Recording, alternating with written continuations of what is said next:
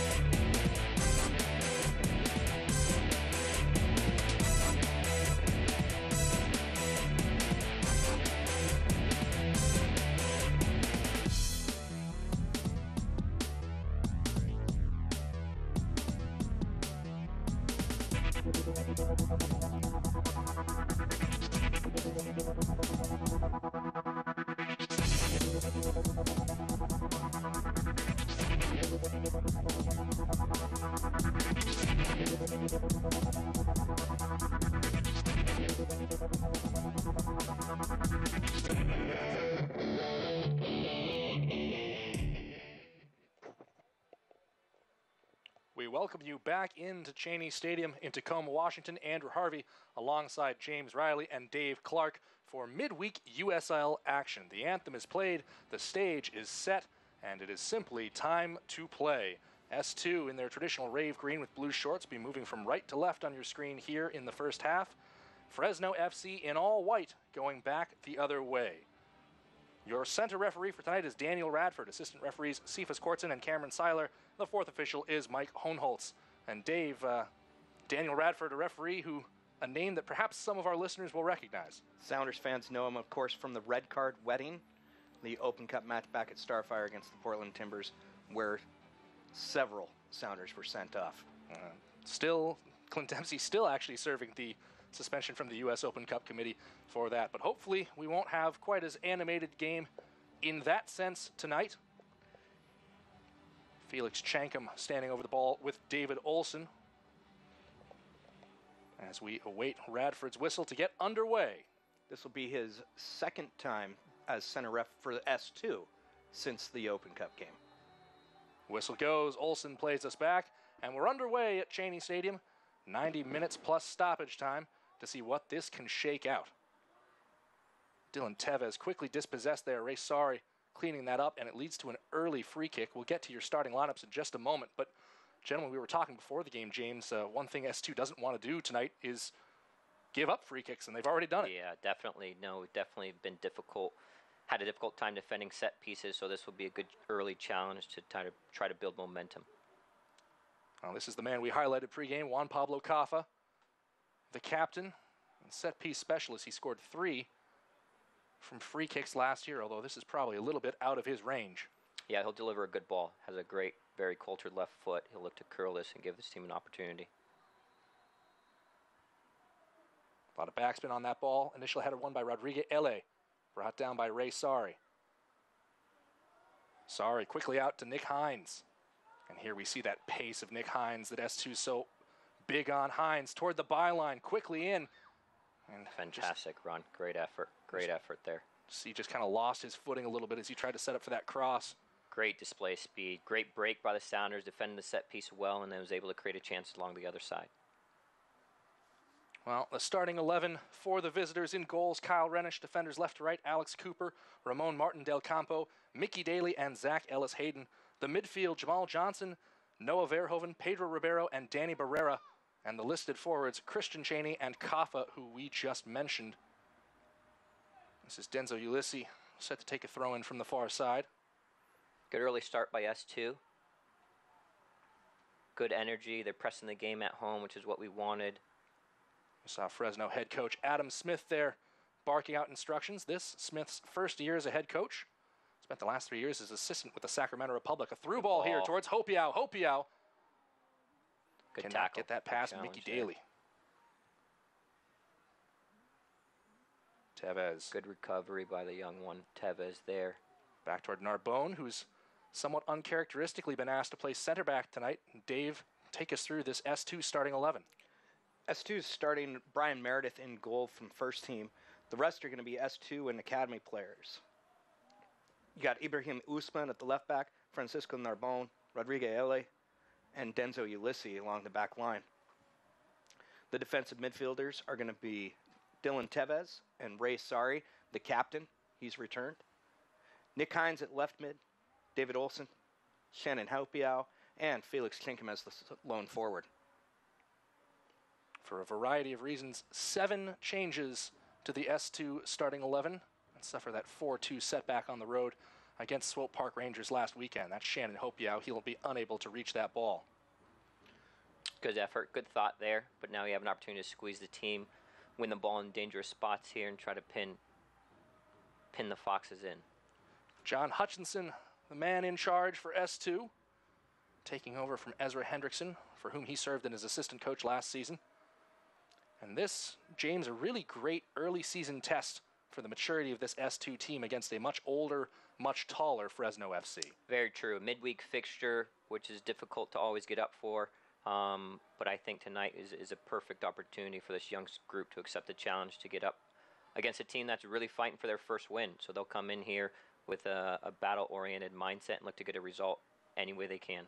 That's Barrera. He's going to go over the top, looking to link up with Christian Cheney. Cheney, a Fresno, California native, something of a favorite son, and one of several players who joined from the Sacramento Republic alongside Smith this offseason. We saw the same thing from T2 for the opener, where they had their line of confrontation a bit deeper. So it's going to be a test on the maturity of this young squad, how to break down a compact defense and really take their chances well when they're created. Well, and Dave, due to a series of call-ups, S2, like we mentioned, pressing Narbonne into service as a center back, things a bit spare in the cupboard on the back end for S2. Yes, between the US U20s, you have Sam Rogers and Jake Morris, both up with the US U20s, and then the GA Cup, that celebration of youth at the MLS level, kind of depleted the academy kids that would normally be called into action. Sam Rogers started and played 90 minutes for the U20s in a 1-0 victory over France. And both he and Jake Morris pretty much making their way back from Europe this evening. Ellie lets that ball run through, now takes a touch on it at the byline. Well done. Excellent use of his body. He was able to connect the pass. And now they have possession and moving through midfield. Tevez searching for Hopiau. It's plucked away by Cooper. Cooper in for Jamal Johnson. Good thought by Tevez there. Want to see him drive it a bit more, but the thought was great. See there, Juan Pablo Caffa kind of given free rein to drop as deep as he really likes to get involved. He's very much earned the number 10 for his playmaking ability. Del Campo.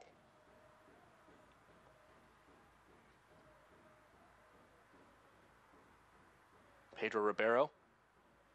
Sort of interesting for Ribeiro as well. The Brazilian, 6'4", listed as a striker, but he's been asked to play defensive midfield this evening.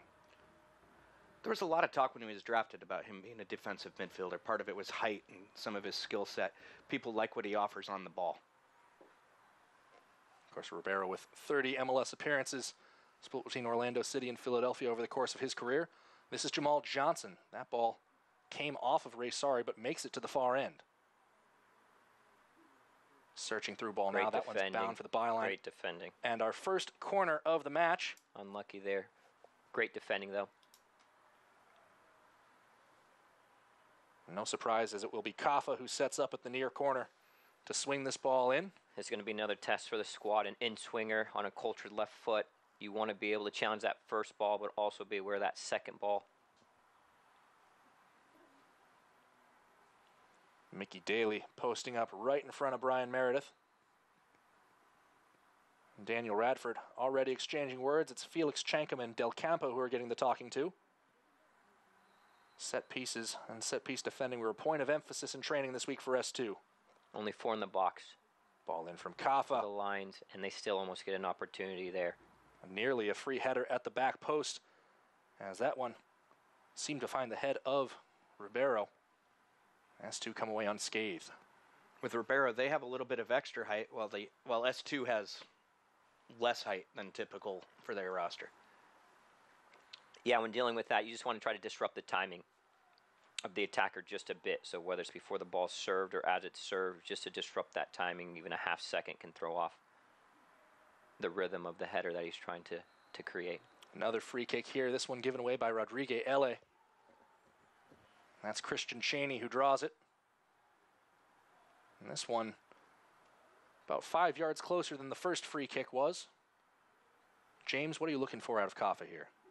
Yeah, I think he'll try to do similar. It might not be the first ball, but it's going to be that second ball as well. He'll try to bend it and put it right on top of that 6, give his teammates an opportunity to run onto it. Ball toward the back post, another free header. Very dangerous opportunity. It's a great, great service there. And that was Del Campo who was unable to direct it toward goal. And the experienced Meredith, a former teammate of mine, you look at him to kind of take charge of this group and really command them with his voice, with his experience, with his demeanor, and come out and clear the lines on some of those just to build the confidence in the guys. Brian Meredith was out of contract at the end of last season, signed to the first team, of course, and was able to renegotiate a deal to stay here in Seattle. Did the native from Scotch Plains, New Jersey. Tommy Dutra likes him. He likes Tommy Dutra, Sounders goalkeeping coach, so people were inclined to get something done. Yeah, Meredith is a great goalkeeper, has developed his experience, excellent work ethic, excellent skill set, and you just want him to get games whenever possible to continue to build his resume. This is Ele, the Cameroonian, goes back to Tevez. You see that a lot, Dave. Sounders at all levels of play dropping that defensive midfielder between the center backs to get the attack started. Yeah, you would think that they'd want their more senior, more veteran player back, particularly with Tevez not being traditionally defensive mid. But the organization clearly trusts him on the ball. It's good to see a 17-year-old get this kind of experience so young.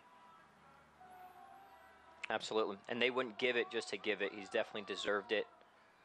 Through what they've seen through his maturation through the academy level and also in his games thus far this year. Well, we mentioned the cupboard being a little bit bare for S2. Should mention that extends to the bench. Just 5 S2 players eligible to check in, one of whom is the reserve goalkeeper Sam Fowler, an academy product. And as are 3 of the others, Cameron Martin, Gabe Threadgold, RJ Stretch, and then David Estrada, who picked up a brace against Swope Park. Just the 5 players. USL rules dictate you can have no more than 5 academy players in your 18 on match day. This is Cheney going through for Noah Verhoeven. Verhoeven inside now. Toward his left. He shoots, and that's off the crossbar and will stay in play and out the far touchline. Great build-up play by the Foxes. They are very unfortunate that one's not on frame. Everything else was done very, very, very good on that opportunity created. Well, Meredith did what you expect a keeper to do, shut down one angle and hope for the best on the far stay as big as possible, shut down an angle, absolutely right. Immediately back left side for Jamal Johnson. The flag is up for offside. Johnson, an interesting figure. American citizen, but was raised in Manchester, England. Fresno FC, the 16th club in his 15-year career. Of course, he had 96 appearances for MK Dons between 2007 and 2011, and a player who can use his pace to great effect out on the wing, James. Absolutely. And I think going back to that opportunity created, you want to press because you're at home, but you want to be mindful, meaning you want to take a look over your shoulder as you're trying to cut down angles and not just run blindly. There, when the press is on, you go. If it's not on, you just contain and defend inside the out. I think S2 was a bit off on their press and guys stepping when they shouldn't, which allowed the Foxes to create that opportunity. Is that something characteristic of younger teams that you'll see that happen more often, and you just kind of have to make that mistake to learn not to do it? Yep. It's either getting directions from behind you or actually just taking a look over your shoulder as you're going to try to cut off a passing lane that could be splitting your team and putting them in a vulnerable position. It's worth mentioning Fresno FC is the affiliate. Oh, back pass there, given away, and this is Christian Cheney, sliding tackle from LA. Narbonne comes in and gets it away. And a great recovery. Big recovery from Francisco Narbonne. Interesting that Narbonne is deeper than LA in those situations, the unnatural center back on the evening. James, do you think that might be related to the fact that John Hutchinson trusts Narbonne's speed more than he trusts LA's? Absolutely. I think it's just trust all the way around. An experienced player, you can see it there. His demeanor is calm. Even as he has to put out that fire, he does so in a professional manner. Connects the pass, wins the tackle, connects the pass, and is now giving some direction here. Nick Hinds inside for Chankum. Chankum's first touch gets away from him. Comes to the far side, and that's Zach Ellis-Hayden. Dave, you mentioned that you had a chance to talk to Narbonne earlier in the week and said that he was taking his inspiration from another Panamanian on the Sounders roster. It's kind of interesting. Yes, he said that he hangs out with Ramon Torres and Nicolas Ladero most often when he's up training with the first team, which he did over the past week while he was injured. Ball out wide to Hinds. Couple options on the inside. Hinds to his right. He'll shoot, and just a dribbling effort that's easily stopped by Rainish. Dave, great opportunity. Good thought there. Pardon the interruption. The action took us away. Tell us more about Francisco Narbonne.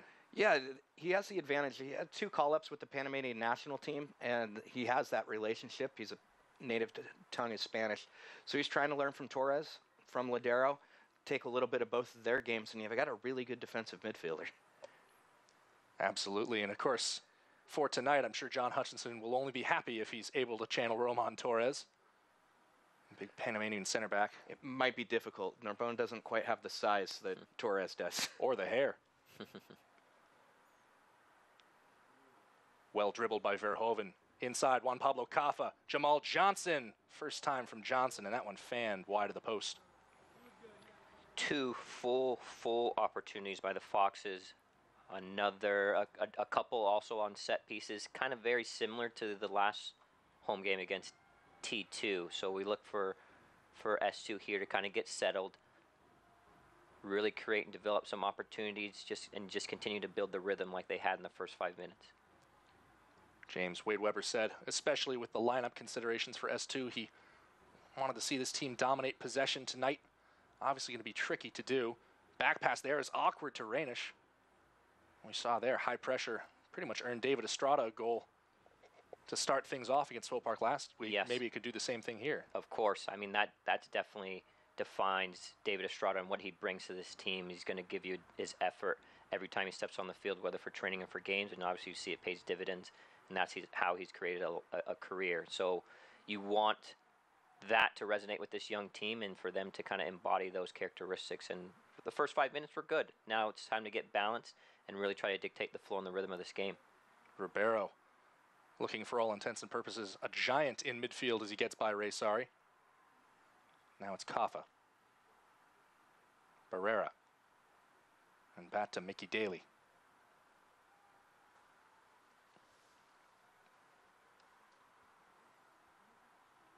Johnson from Cooper once more. Johnson goes down. S2 comes away with the ball. Hopiao can't link up with Chankum. And this into space for Johnson. And even with Johnson's tremendous speed, he won't be able to reach that ball. That Ribeiro-Olsen matchup is going to be one to follow this game, because one of Olsen's questions about moving up to the next level or how he can deal with size.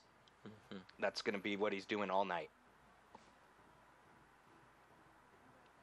And you look for opportunities for him to dictate the game a bit more. He's one of my players, top players from the opener. Just loved his work ethic, and he also had a skill set that he brought with him. And you just want him to really try to find the game, whether that's with his extra effort on a defensive end, which we saw, or whether it's with getting underneath pockets and driving at players when he gets it. 17th minute here at Cheney Stadium. No score between Sounders FC 2 and Fresno FC. Had a chance to kind of settle into this game so far, as this ball will loop and go over the byline for a goal kick. James, what have you seen here in these first 15 plus? Yeah, again, I think S2 came out with a pressing attitude. They created some havoc, created a couple opportunities, but just like in the opener, they've given up some dangerous set pieces already. There's been a crossbar that's been hit by the Foxes, and they've created another full chance on top of that. So you want this team to really not try to force things as teams sit back and just really try to attack through the flanks and get numbers up and just get services off, edge the lines, and look for second balls. Olsen finding Hinds, going to take on Ellis Hayden. Hinds, couple of touches. Attempted cutback cross from Olsen. Won't find anyone. It's still Olsen. Pressure forces him out of the area. I like when Hinds and Olsen link up. I think they need to look for each other more. They need to run off each other a bit more. When the ball's on their foot, they're able to create for this team. LA up toward Shankham. Bit of pressure on his back from Del Campo. And Alex Cooper, who joined from the Scottish Championships Inverness Caledonian Thistle, does enough to get it upfield. Alex Cooper, of course, the son of Neil Cooper, manager of Ross County, played for a number of years for Alex Ferguson's Aberdeen side. I think as this young squad matures, you try to see what's working, and I think early on, Hinds has been very active, so I would look to get him the ball as much as possible. Just get the ball to his feet, let him create, get it to his in behind space, let him push the defensive line back, and then try to create underneath with Olsen coming in and trying to get under those pockets. He's shown his danger already this season. Bagged a great goal in the season opener against Timbers 2 just before halftime and put him on the USL Team of the Week for Week 1. And was also in contention for Goal of the Week. Yes, great goal against T2. You look again for him to just be more active, demand the ball, use his pace, use the ability to run behind defenses and also to run at defenses with the ball, his ability to combine. All of those assets you want to be displayed this evening. Well, Narbonne was hoping for a long ball to link up with Hinds. Wound up being a bit of a rugby punt, forcing Fresno back into their own end. Looked like Hinds didn't expect that pass at all, because it was well past him before he knew.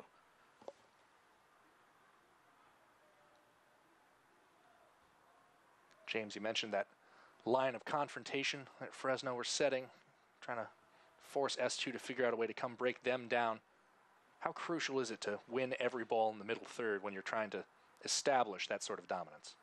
Yes, definitely. I think, as displayed there, sometimes S2 gets a bit rushed. All you need to do is just connect the pass, develop a rhythm, and additional lines will open up. If you can hit a big ball and skip players, that helps out as well. And just want to get this team shifting as much as possible, because they won't be able to do it and sustain it for the full 90 minutes, and that's when lanes open up. Hopia let that ball run by him. Shankham didn't predict it. Quickly up to Cheney. Cheney gets that ball by Tevez. And that is quite the matchup. 6'2", Christian Taney, and decidedly not 6'2", Dylan Tevez. Tevez did good to use his body there, though, to control space using his lower center of gravity. Ray Sari spun off the ball. He goes down, and that's going to be a free kick. Juan Pablo Cafa, the guilty party. Sorry. Still down. Forgive me. Play was waved on by Radford, it seems.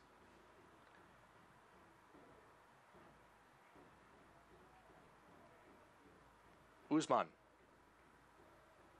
Wanted to go square. Ball's behind David Olson. Good thought. Opportunity to press. Cooper up to Johnson.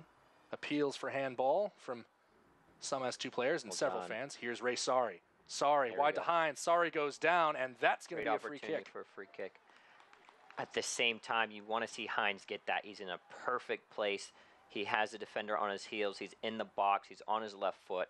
You want to see him receive that ball and just go at the defender and try to create something on his own. Oh, Daniel Radford, all business, immediately marks the spot, marches right through the protesting Fresno players, puts the line down as well, and there will be a sizable wall in front of this. S2 found some danger last year on set pieces. Great opportunity to put something on frame, really test this goalkeeper, clear the wall. It's Olsen. That took a deflection. Or at least it certainly looked like it had on the initial glance. It will be a goal kick, however. Went for power there. Tried to really bend it with some extra strength, and it sailed on him. And ball back in play. Poked away from Johnson. Those opportunities are critical. You like to see him maybe take an extra 2 seconds, really, really take his time. Those plays right there, that type of set piece can really change and dictate games. Putting it on frame, really testing the goalkeeper, knowing that you may not get that type of opportunity again in that spot. Ray Sari down on the deck for the third time in the span of a couple minutes, and I'm sure that's what he's telling referee Daniel Radford. Oh, central midfielder, not a place where you can play scared, and Ray Sari's never done that. Well, make it a fourth time Sari wound up on the deck. I think he initiated the contact on that fourth time, which was a little different. Oh, absolutely, but well, he's certainly not afraid to sell out his body, and that's what it takes to earn the captain's armband, right, James? Absolutely. No, love it. He's getting stuck in. He's been on the deck already a few times, and that's what you want from your captain. And he's gotten up every time. Throwing from the near side. Hinds going to leave it for Uzman. Narbonne trotting up as a retreating option. 24th minute here. Played short to Hinds. Uzman. Spinning cross. And that one, standard stuff for Kyle Rainish. Rainish seems to be hoping that he's finally found a place he can definitively call home. 34 years old, the keeper from Valencia, California. 11 career MLS appearances. And kind of was backing up Luis Robles at New York Red Bulls. Tough job to take. Went to Atlanta United. Atlanta United picked up Brad Guzan. Tough job to take. Yeah, no, Kyle has great pedigree. He's definitely made a career out of being a backup, which is still a very, very important opportunity and a role to play on a team. But at the same time, the shelf life of goalkeepers are a bit extended, so he may have found an opportunity where he can put his stamp on a starting role for years to come. It's Barrera. Ball back to Kaffa. Wide to Cooper, who's finally pressed forward. Cooper going at Ulysses. Ball into the back post. Cheney swung his head at it, but couldn't get there. Fresno hold on to it, but they'll retreat past midfield. A sense, James, that Fresno are starting to impose their will a little bit? Yeah, a bit. As Meredith comes and clears this line, that's what you need.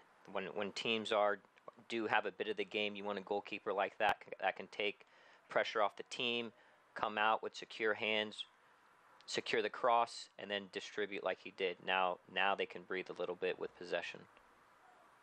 But yes, I think you're going to see the Foxes get some play. They've showed some good pedigree and able to connect passes as well and set up combination play. Chankum getting bodied as that ball came down. Loop back up toward Cheney. Ele goes up. It's a good challenge. Now this is Verhoeven. Kaffa.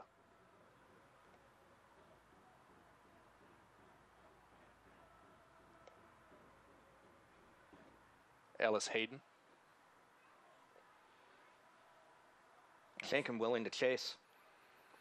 Yeah, he's expending a lot of energy, and you want the troops behind him to be in pursuit as well. So that's where you want direction from behind you, telling you to either press or hold, and not just to go blindly, because he'll run himself out of the game if he does that.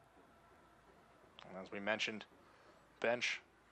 Not a lot of experience there apart from David Estrada. And we saw S2 practicing this throughout the week, just trying to switch the point of attack, get it over to Hopiau.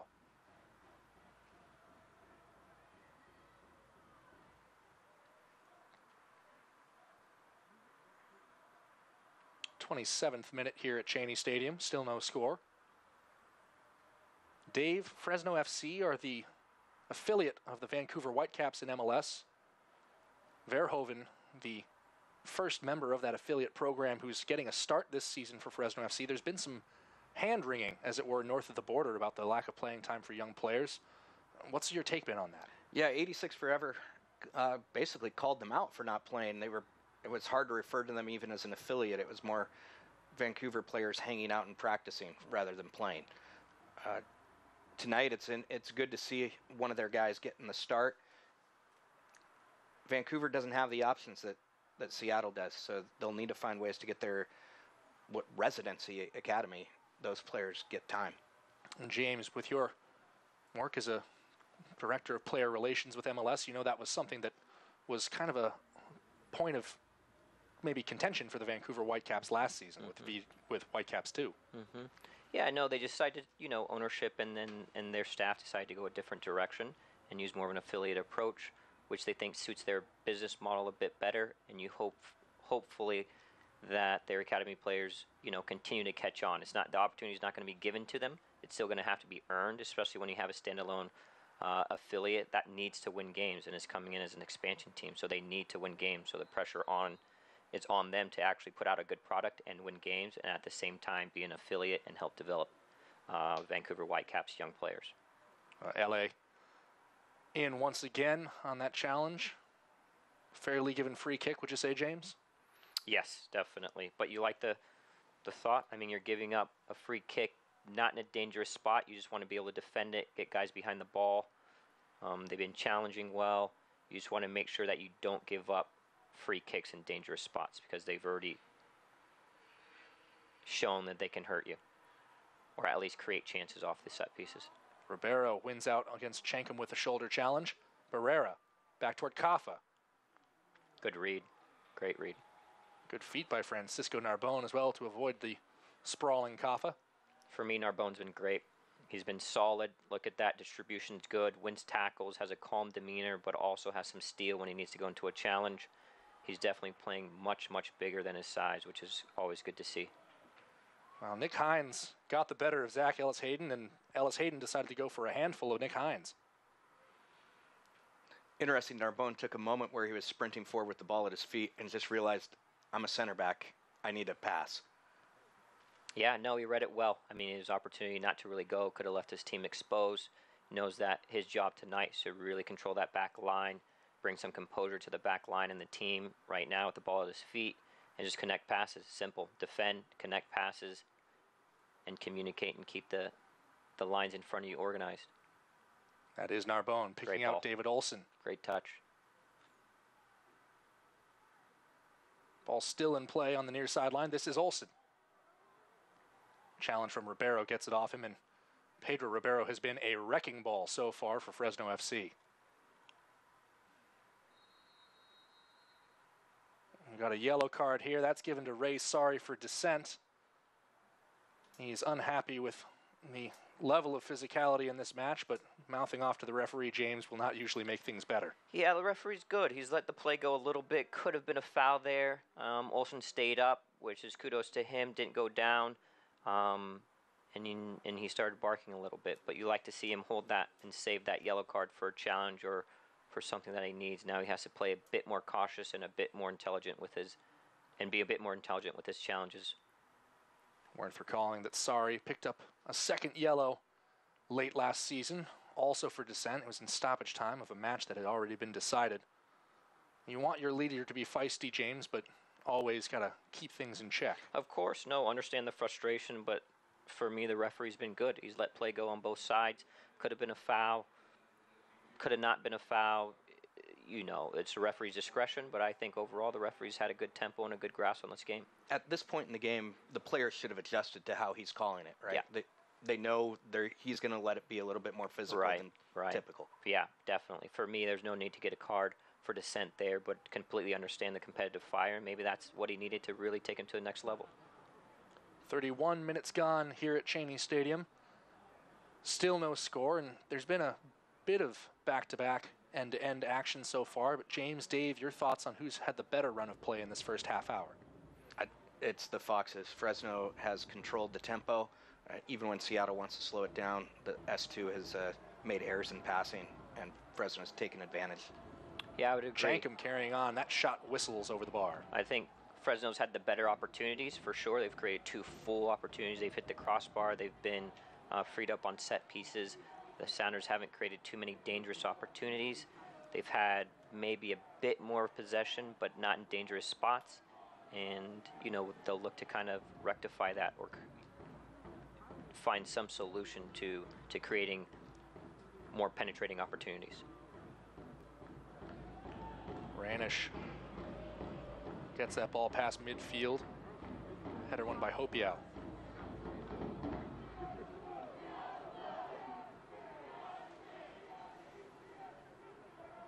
Cooper picking it up from Kaffa. He's going to go at Denzo Ulyssi. Already a couple of crosses have come in from Cooper's foot.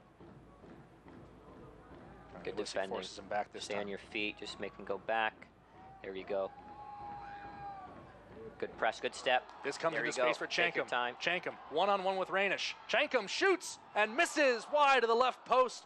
Felix Chankum on the deflection has to put that ball away. Ranish charges out to close down the angle, and Chankum cannot convert. The defending started here in the defensive third with just being able to stay on your feet, force them backwards. They play negative, the press is red, and you end up with a golden opportunity that has to be put on frame. Unlucky. You want him to have a short memory, still a long game, but that one's one that has to be put away. Chankum with 1 goal to his name this season, scored from the penalty spot. Before that, he hadn't had a goal, and technically speaking, still hasn't from open play since last August. Again, from a young squad, you want to see them rebound right away, to not have that lull. Critical moments these next 5 after a letdown like that. You want to see them continue to press, continue to expend energy trying to create opportunities. Again, Hinds initiating on that. Reads it well, reads when to come and go well. Early in the first half, he wasn't. A couple times he went when he shouldn't have, which forced him to do a bit extra running. Now he's trying to pick and choose when to go, and it's turning out to create opportunities on the other end. S2 also knows if they press, they're going to get those opportunities, so they can continue to do so. They scored off of one of those last match, and they had the opportunity tonight to do the same. Mm-hmm. And that's how you have an offensive player dictate the game without the ball, right? With his energy that he expends on pressing teams, really trying to create opportunities for his team, and turnovers in good spots of the field. James, sometimes a player gets a chance like that, fails to put it away, and you can see it affects them for the rest of the match. Is that the mark of what separates someone who's a good player from someone who can play at the next level? Absolutely. I mean, you want to have forwards that have short memories, but when given opportunities can finish and put things on target. That's definitely the pedigree of a good forward. I've definitely had the great fortune of playing alongside several, and you'll see with this young team, now you'll want his teammates around him to really liven him and pick him up by working to create additional opportunities and encouraging him to help create the next one. But now he can dictate his reaction with his reactions off the ball, with his, the vigor that he uses to press the ball, run behind the defense, win second balls, things of that sort. So now he can control how the next 5 minutes will be with him. Chankum finds Hopiau. Early cross from Hopiau. That's over the head of David Olson. Mickey Daly goes up, gets to it. Pardon me, that was Ellis Hayden, first man to the ball.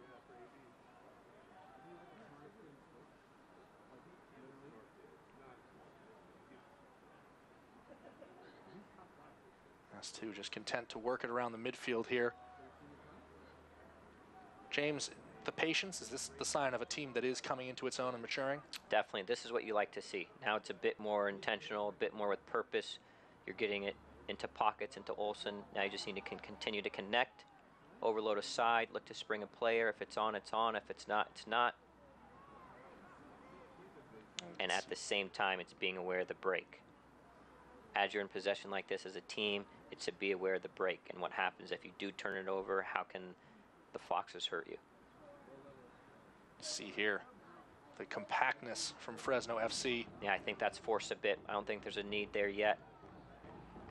Unless you can consistently put that right on his chest. You just want to drive it on his chest. Lines up with Hopiao. Chankum backed up a little bit here.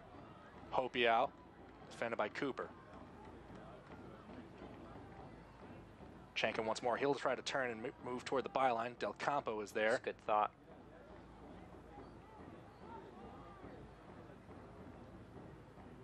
And that ball never actually fully made it out of play. You could see LA look to be waving to the ball boy. We carry on all the same. 37th minute, 0-0 to this point between Sounders FC2 and the Fresno Foxes.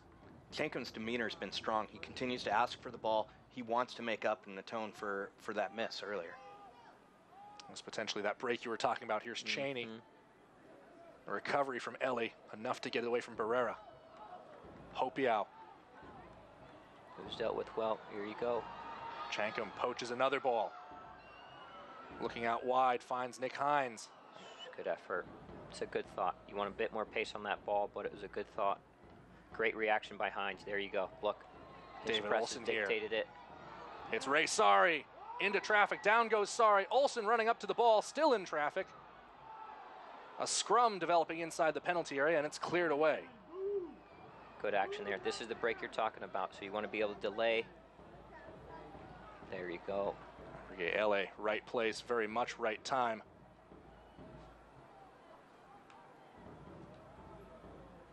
This game is certainly going to liven up leading into the half, but a great opportunity by S2 there. Hinds again is dictating it with his press, with his reaction when the team loses the ball or when he loses the ball. His reaction tonight has been fantastic. You can see, James, it seems like there's a lot of space for S2 to work as they move into the final third, provided that the ball's coming in transition.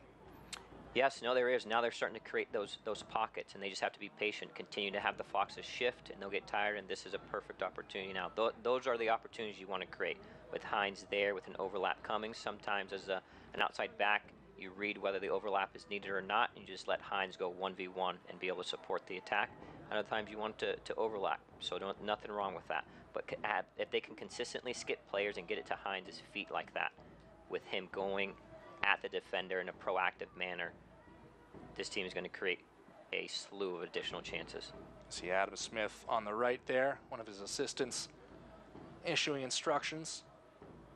6 minutes plus stoppage until the break in Fresno. Very much hoping they can bear down in those critical fives we always talk about, James. Absolutely. Critical last 5 minutes of the half. You either want to get a goal or prevent a goal. And this S2 seems to be on the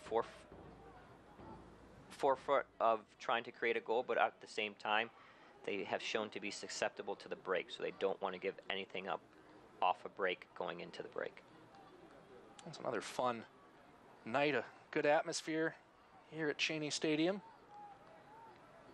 ECS are here. They've brought the smoke grenades. They're hoping they get a chance to pull the pin, as it were. Turnover there. Comes to Cheney. Cheney cuts to his left. And Good a sliding reaction by the Rodriguez group. Ellie gets to that ball. Narbonne There you upended go. and wins the free kick. Again, S2 has shown an susceptibility of giving chances to the Foxes when they're trying to keep possession. It doesn't happen. Luckily, we had fantastic reactions from about 4 S2 players to really react off that, and that can build momentum for your team. But again, giving away too many easy chances. As teams get into the rhythm of the season, those chances will come back to punish you. You just saw it on your screens. 5'6" Ray Sari just got into, well, I'll say the chest of Pedro Ribeiro. Can't really get into his face. That's the feistiness you want out of the captain, right, Dave? Of course. Yeah, Sari's brought a lot back to this team, both in demeanor and what he offers defensively. I think, no offense to Cameron Martin, but Sari has stopped some attacks that I think in the first match might have succeeded against Seattle. Well, neither side giving an inch here in the 41st minute. That ball finds Usman. Nicked away by Verhoeven. And the action on this near sideline, guys, between Ellis Hayden and Nick Hinds and Verhoeven and Usman has been really fun to watch so far in this first half. James keeps saying that he wants Hinds more with the ball, and S2 is trying to get him what he wants. James, we may have to do something about that radio connection you have down to John Hutchinson on the touch line. I'm sure he sees it. Hutchinson comes from a great pedigree. He knows who his players are that can really change and affect a game, and I'm sure those are the orders he's trying to give to his side, or will give to his side at the half. Felix Chankin was offside as that ball came forward. It'll be another free kick for the visitors.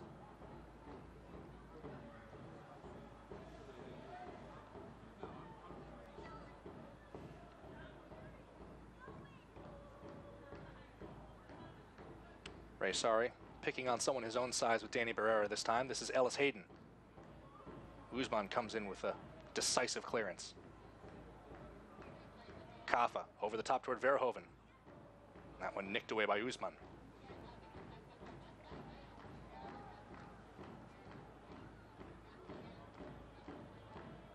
Chankum goes down. Play continues.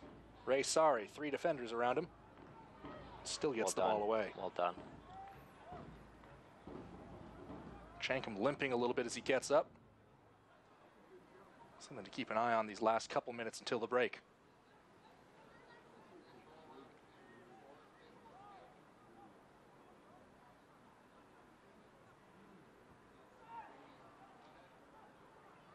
That ball looking for Cooper. A little too long. Dave, we've seen a fair amount of verticality in the game of Fresno FC from their body of work against Las Vegas Lights FC and against Los Dos last weekend. They're not having the success that they've had in other games here tonight. I think there's a little bit more youth and speed on S2 rather than those other teams that are kind of more built for possession. Nick Hinds late in on that challenge on Ellis Hayden. It leads to advantage being played and then the free kick. Another look at it here. Yeah, ball's away. Hinds, honestly, maybe a little bit lucky he doesn't see more than just a whistle for that one. Verhoeven. Good. And nothing wrong with Hinds there. He's very determined to win the ball back.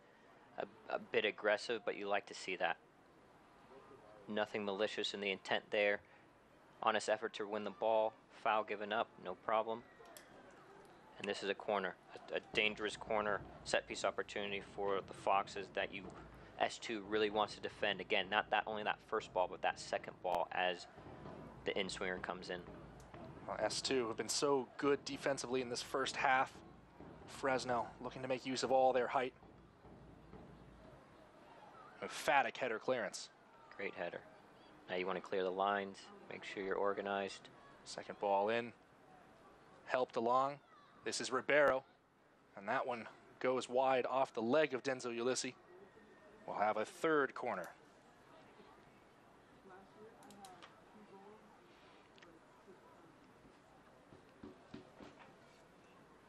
Five in the box for the Foxes, another in-swinger on the opposite side here. Or 4 in the box, and they've crowded the top of the 18 to try to lock it and pin it in. A late runner. Shallow ball, easily dealt with by LA. Jamal Johnson, second ball in, fan to the back post. Kafa gives chase. Meredith off his line, he'll collect that one. Gets a bit of a bump for his trouble. Well done by Meredith, secure hands. Lets the team breathe a little bit. S2 has so many people back defending those corners that they couldn't go out on a break even if they cleared it. Yeah, I don't think they're equipped at the moment to go on a break, especially when they've given up so many opportunities on set pieces. They just want to be able to defend those properly and then clear the ball and edge the lines. Well, it's been an open-ended half, and as a result, we have no stoppage time. Through 45 minutes, we're level. Sounders FC 2-0, Fresno FC 0. Ray Sari booked back in the 30th, and a couple of chances either way, but still no goals. We will take a break here at Cheney Stadium, come back and review some news from around the USL, and of course, come with you at the second half.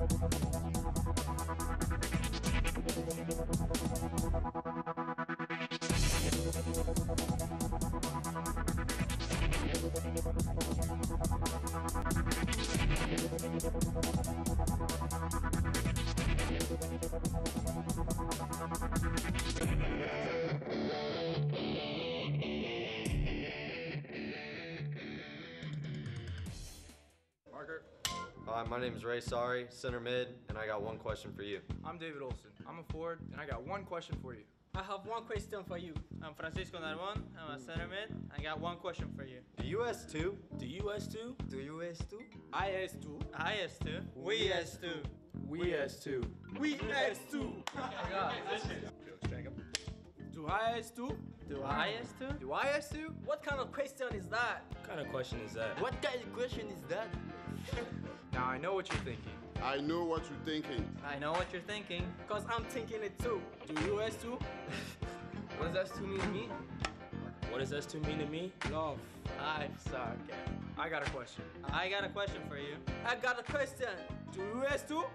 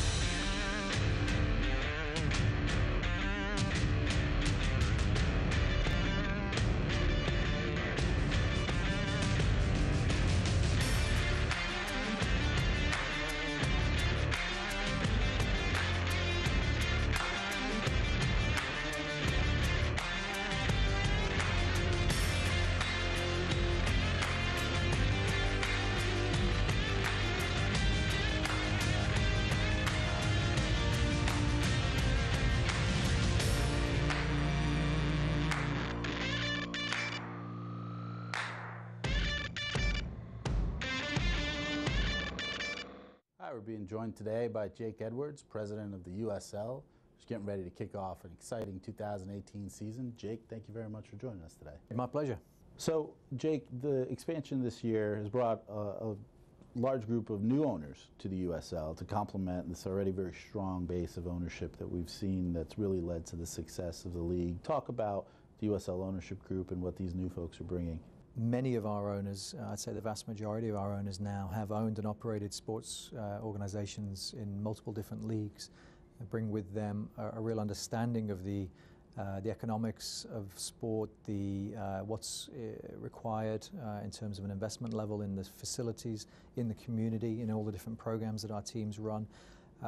So for me, it's a privilege to get to work with all of these very experienced businessmen and women on a daily basis, and I'm just constantly thrilled by the commitment and investment they have into their local communities and ultimately into our sport. The new owners that are joining our league now are coming in every year with bigger ambitions. For us, we continue to drive value from a business point of view. The model continues to attract more and more sophisticated owners into the league, and that's something that we believe will have such a positive impact on the future of this league and the new initiatives that we want to embark upon. Last year we surpassed 2 million in attendance. Talk about what your expectations are for this season, and in terms of attendance at live games and just overall awareness of the league. Yeah, our fans are the lifeblood of this league, as they are for every league. We've seen the support for our clubs grow exponentially. We're already significantly ahead of where we were this time last year on average per club for season tickets. I think it speaks to the excitement. It speaks to what's happening in the local communities. It speaks to all of the things we're trying to do, building new stadiums, creating more exciting, authentic environments, attracting better players, having a more competitive and compelling league. I think it's, at least for the league office here, a substantial investment in content production and infrastructure around the broadcast, around the digital and social. And so we take great pride in growing that area of the business and engaging with the fans from a team point of view and a league point of view. Welcome back to Cheney Stadium in Tacoma, Washington. I'm Andrew Harvey alongside James Riley and Dave Clark. Gentlemen, let's take a look at some action around the league.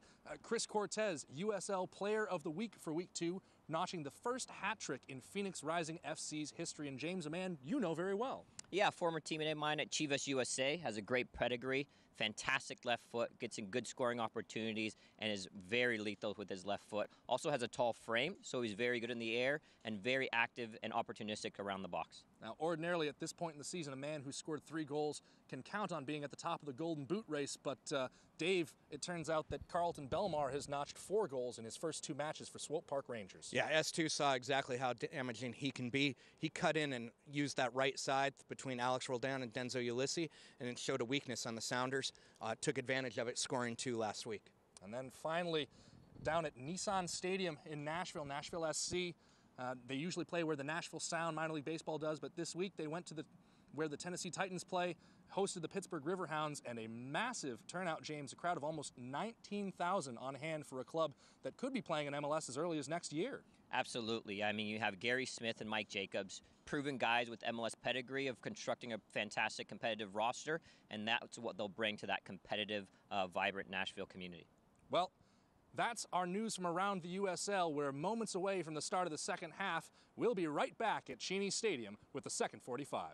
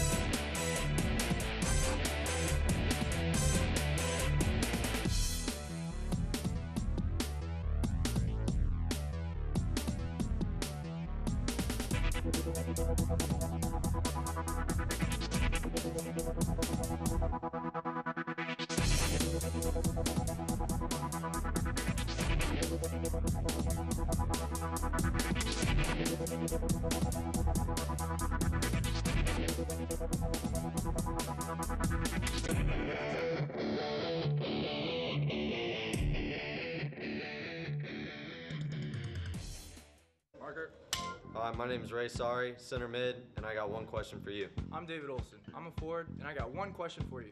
I have one question for you. I'm Francisco Narbon. I'm a center mid. I got one question for you. Do you S2? Do you S2? Do you S2? I S2. I S2. We S2. We S2. We S2. Do I S2?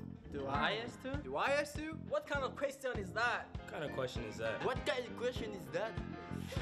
Now I know what you're thinking. I know what you're thinking. I know what you're thinking, because I'm thinking it too. Do you S2? What does S2 mean to me? What does S2 mean to me? Love. I suck. I got a question. I got a question for you. I got a question. Do you S2?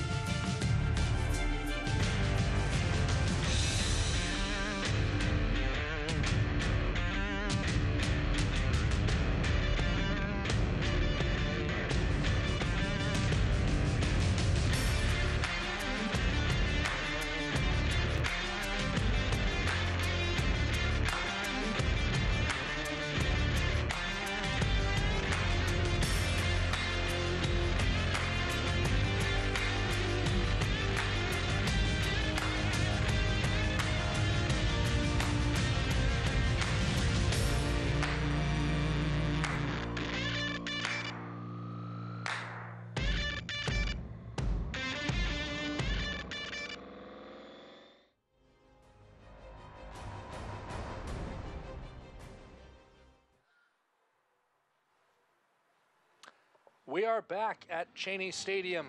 Andrew Harvey alongside James Riley and Dave Clark. 0-0 our score through 45 minutes between Sounders FC2 and Fresno's FC. And gentlemen, it's been an interesting first half.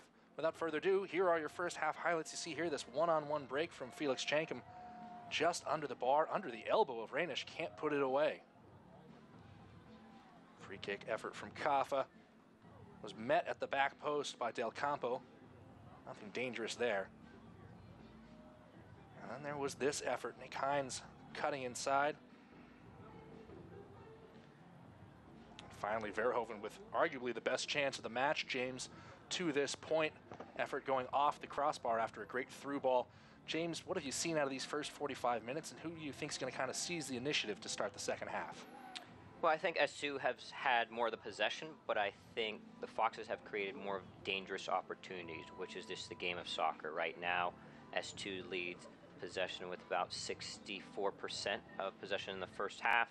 They have more duels won at 52%, but at the same time, all it takes is one moment for a goal to be scored, and you don't have to have the ball to do so. So you want them to be, very secure in their possession and not gift the Foxes opportunities, and also be a bit more clinical on the other end when they are given opportunities. Dave, you've had a chance to kind of comb through some pertinent stats from the first half. What jumps out to you?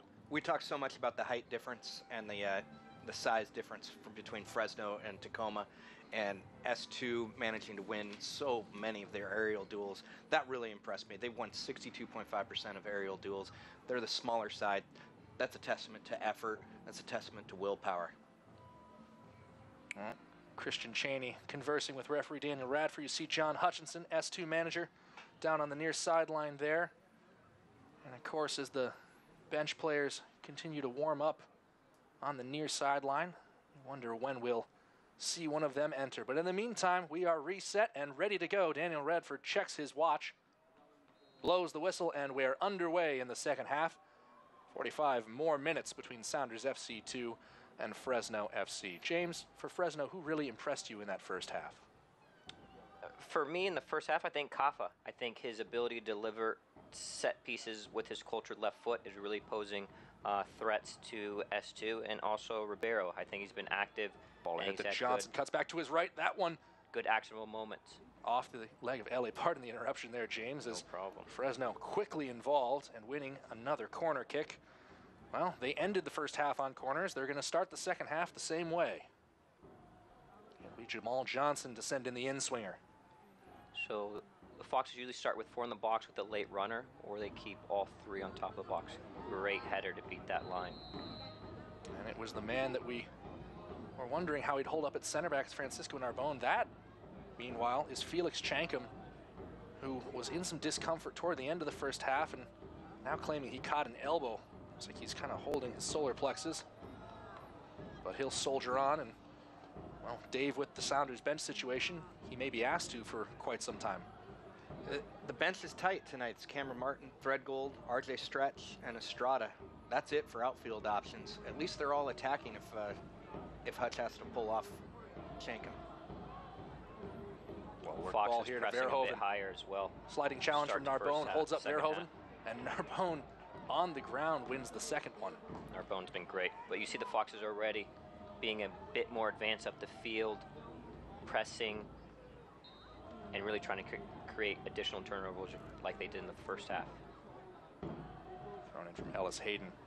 Flick back from Cheney. Tevez. One nearly found Hopiao. Instead, this will just come through for Brian Meredith. And you saw Cheney speaking to the referee before the second half began. A little bit of gamesmanship. He's telling the referee he's getting bumped, he's getting pulled, they're coming from behind. So look for the first few calls to actually go in his favor. We'll see if that happens or not, especially on these aerial duels. Knowing how to speak to the referee, James, certainly part of the skill set of a polished pro. Ray Sari may have broken 1 or 2 of the rules earlier. The lone man in the book, cautioned for dissent in the 30th minute. Of course, no, definitely. You saw the conversation happening with the center referee and Cheney, and he's saying, hey, I've been getting beat up here, I've been getting hit in the back, and we'll see if the referee changes the way he's been calling the game, which I think he's been doing a very, very good job thus far. He also just lectured the bench for Fresno. Mm-hmm. So lots to keep our eyes on. Of course, the longer this match stays 0-0, and that looks like S2 has won a free kick on the near sideline. Longer a match stays 0-0, ordinarily the more chippiness you see kind of introduced into a match. Yeah, good action there. Great opportunity for a set piece. You want them to deliver a good ball, beat the first defender, and also be aware of second balls. Nick Hinds will come across from the left side, lining up to hit a left-footed in-swinging kick. He needs to beat the first guy, give his team an opportunity to get on the end of it. On the way from Hinds. It's a good ball. Free header at the back post. Great ball. That was Rodrigue L.A. Got to that ball. Let's see another look at it here. Just L.A. on the left edge of your screen. He's going to creep in right there past all the defenders. Easier said than done, but you just want to put that right back to where the goalkeeper's coming from. Put it on frame and put it right back to where the goalkeeper's coming from. He's shifting, and you can catch him that way. L.A. hesitated to put that ball out. Great block. Narbonne. Great block. Narbonne has been studly tonight. Winning tackles, distributing well.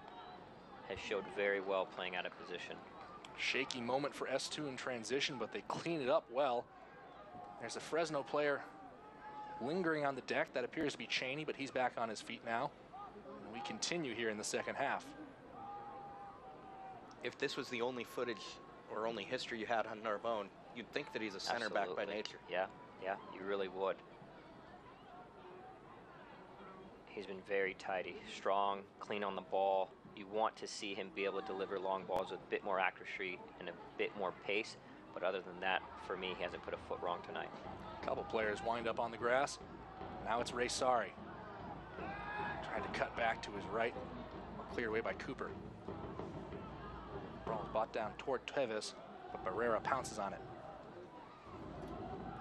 Fresno looking to move quickly in transition. Verhoeven, they go over the middle. And that ball just gets away from the foot of the 18-year-old out of Surrey, British Columbia. 51st minute. James, if you're John Hutchinson, as you're looking to get your S2 side to keep going, push on, grab a goal, what are you saying to them in the locker room at halftime? Certainly, you're telling them first and foremost to not give up any more dangerous set pieces, to really, the longer that it stays 0-0, the better the opportunity to really create chances going the other way. In addition, you want Hinds to be on the ball as much as possible. I think you'll see a lot more of him on this left flank in the second half, and you want Olsen running off that. You want those two to really dictate the pace of this game. Hopi out. Sorry. Here we go. Quickly moved. Now it is Nick Hinds. Hinds on his left foot, straight to the hands of Rainish. And that one. Perfect. No problem. You want him to get in spaces like that, puts it on frame. That's all you can ask for. Obviously, as he gets more polished, he puts that on the ground towards the back post. Quick distribution from Sorry. Hinds doesn't hesitate at all. Great Lines first up. touch to set it up, puts it on frame. We'll take that. Now you have a corner kick. You'll deliver an in-swinger here. Take your time. Let your teammates get set, get a breather. And focus on beating that first man again. It is still Nick Hinds. Sorry available is the short option. I should say the option on the short corner, unless you think I'm taking a dig at the man's height. And at home, you really want to see a bit more people in the box, a bit more players in the box. Right now, you have 4 guys outside the box with no... Low effort back heel from LA. That led to a shot. No foxes in sight. So you want to be able to edge a few guys up. Obviously, you want to be concerned and aware of the break. But these are perfect opportunities, opportunistic opportunities to really go ahead off a set piece. Time for a quick replay here. You see there, LA gets involved. That comes to the foot of Felix Chankum. And looks like it took a deflection. And Daniel Radford's just blown his whistle. Been speaking to the goalie. I think the goalie, Connor Renish, was saying he was getting messed around with a little bit by Shandon Hopiau, and now Shandon Hopiau gets a talking to. Long corner to the far side, easily cleared away by the Foxes. Great positioning by Tevez. Absolutely. Well done. Good positioning, good read of the clearance. Use his body to keep possession. Ball gets away from Meredith, kind of slumps his shoulders in frustration. And Meredith is usually very good with his feet. He's getting, again, still getting used to maybe the turf here at Cheney Stadium, but usually he's very, very precise with his long balls and deliveries, which made him, you know, a staple with the Sounders for so long. Of course, we've talked about how great the sight lines are for spectators here at Cheney Stadium, but James, also perhaps a chance that they're a bit awkward for a goalkeeper, not quite on a 90-degree angle to the stands. Some things can be a little bit different. Yeah, he's looking to overhit it a bit much, and again, it's a different ball that they're using, which is another variable, right? If he's training with the first team consistently, it's a different ball, it's a different, just maybe a different feel, and so he's just getting used to it. It's a little bit dewy tonight as well. Hard work from Shankham, wins the advantage, takes a quick shot to Rainish. You like that. You want to see his teammates continue to encourage him, have him keep his head up. There he goes, have good reactions, and build momentum by doing good actions just like that. Nifty footwork to get the ball through to Cooper. Great tackle. Denzel Ulysses Great tackle. Coming in hard, knocking that ball out of play. Quickly restarted, however. Long throw toward the byline. Leads to a cross. LA pops that ball clear. Cooper heading it back into contention. Now it's Johnson. Cooper into the middle. That leads to the header. Brian Meredith will track that ball down.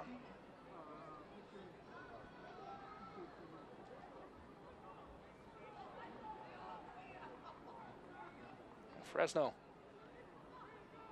kind of found that they have been favoring attacking up their left side. Good ball. Great ball. Great touch. Unlucky on that pass. Definitely wants to connect it. The thought was great. Verhoeven trying to go through. Sweeping clearance from Usman, who leaves his feet to do so. Hopiau. High chip ball. Mickey Daly brings it down. And that one off the hand of Ray Sari. Gone for a free kick.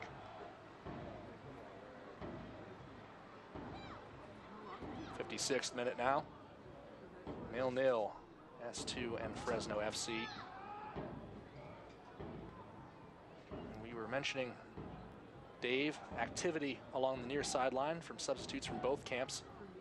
When do you think we'll see our first sub, and who budges first on introducing a new player? At first, I thought that S2 would be making the first sub. Shankham chased a lot. He uses a lot of high pressure, and speed's part of his game. I'd expect to see David Estrada as the first sub. Well, as I say that, there is a man waiting to check in on the far side, and he is clad in white. I believe that is Renato Bustamante, but we'll wait for confirmation. So will the Peruvian come on and make an impact for Fresno? Cheney had some leg cramping issues earlier in the second half. There were times when he wasn't getting back and was just kind of squatting offside, trying to stretch out. Well, and you called it, Dave. Christian Cheney is off. Bustamante is on.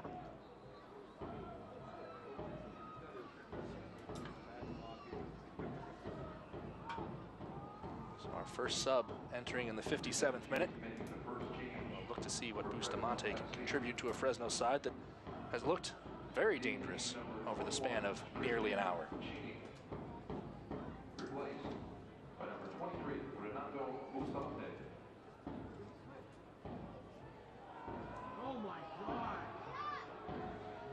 Bustamante, with 1 goal to his name, scored a consolation goal in the season opener against Las Vegas Lights FC in stoppage time. Ribeiro, knocked away by L.A. Olsen. Shankham was in a foot race to that ball. Cooper took the better line. Olsen just plays skill moves all the time. Yeah, he's getting a bit more involved in the second half, which I like. He's trying things. He's more of that X factor. Brings a little extra sauce to the game, which I like. A bit of an attitude to the game, which I like, and I just want him to get involved with the ball more. Here's Hinds in a great spot again. Hinds, good cross in, and a stop from Rainish. Collapses to his right side to deny David Olsen. It's those two again that we want to link up. Take another look at it here. He has the defender backpedaling, perfect. Looks up, plays a great ball, great first touch. Unlucky, could have lifted it a bit more and it's a goal, but it's a great thought. It was a thin angle for Hinds to pass through. He had many defenders to beat. Ray Sari will swing in the corner from the far sideline. S2 very condensed at the top of the area. Low ball just comes back to Uzman. Uzman immediately plays it in.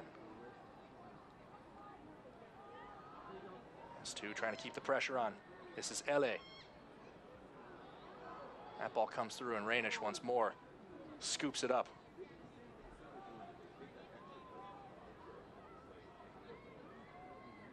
John Hutchinson, seen some things he could be encouraged by these last couple minutes.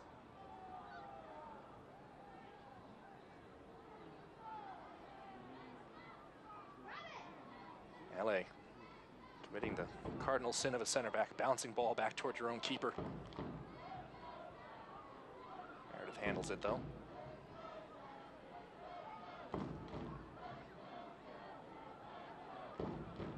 Ball out wide for Kaffa.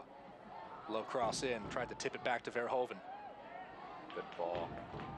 Good positioning by Tevez there. Great one-touch outlet. Here's another support angle. Great look over his shoulder. He's doing that quite a bit. Great delivery there. Good sequence by the young lad there. Hopiau linking up with Olsen. Olsen back wide for Hopiau toward the byline, spins it in toward Shankham.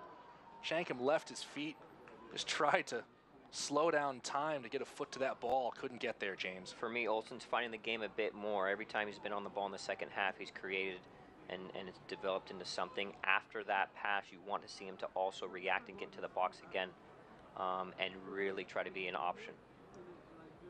But like him when he's on the ball, I look to find him and Hinds a bit more and consistently, continually just look to find them, put them in good spots to be able to dictate the game. You'd want Hopiau to have 2 passes available rather than just that square. Absolutely, yeah. Deflection here as we cross the hour mark. You want that secondary runner, so as everyone bites on that first runner, that Ribeiro secondary picks runner. out Kaffa. Juan Pablo Kaffa on the left foot. Good blocked block by Ulysses.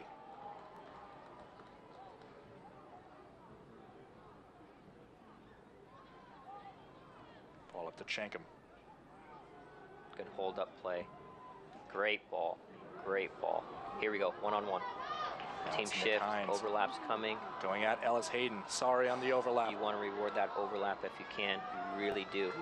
You really want to drive at that defender as he bites. You want to slip it, create a better high percentage opportunity. But the thought to slip it again was good. But you want to reward that 60-yard run on an overlap coming from your center midfielder. As you can see, he's taking a deep breath now. James, you have to imagine that Sorry was probably calling out to Hinds as he was coming on that overlap. Sometimes when the blood's in your ears, do you just not hear anything? Yeah, it's usually you don't see an overlap from a center midfielder like that, and so if he's doing it, you definitely want to reward him. Coffee into Ribeiro, the flag is up. Pardon the interruption. He did it in a good spot. I thought they could have really created something if you know how to really isolate that overlap and really use it to your advantage. It can be deadly and provide great scoring opportunities. Quickly now, another substitution on the way for the visitors.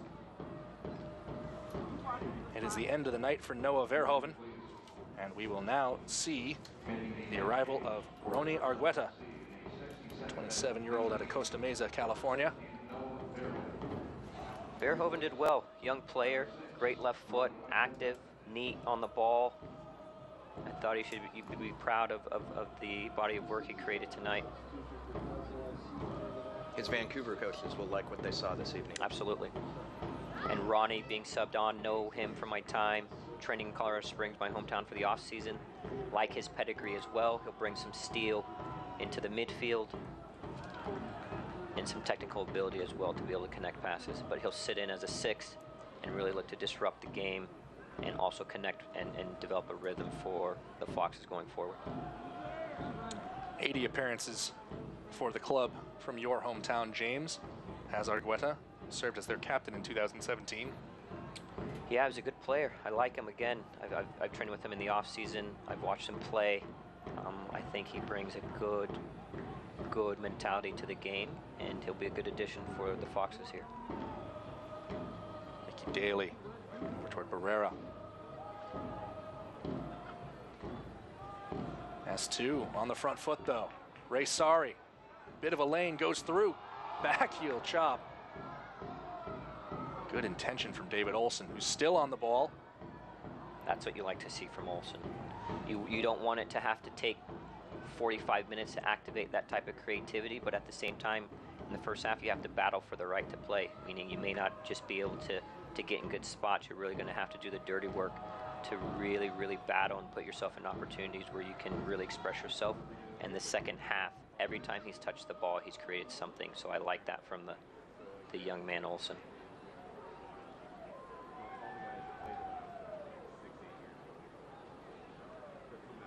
It's the mentality to be able to try those things, even if they don't come off. It's the reactions when he's on the ground and he's creating. Love the grit and determination of the young guy. Another overhit ball from Brian Meredith, who's having some trouble. James, like you mentioned, maybe it is the new ball. Yeah, I think you're going from you're using a select ball tonight, and obviously it's with the first team, it's an Adidas ball. A little bit, could be a slightly different weight, and it just takes reps on that ball, honestly. In the past 2 weeks, he's had 3 different balls to work with. Right. Because Very Nike true. in the CONCACAF Champions League. A lot of people don't know. Yeah, those are variables. Those are minute variables, but variables nonetheless on how the ball comes off your foot. Bustamante is onside and inside the area, lays it off. Barrera tried to go near side to Kaffa. Now it's Johnson on the right foot.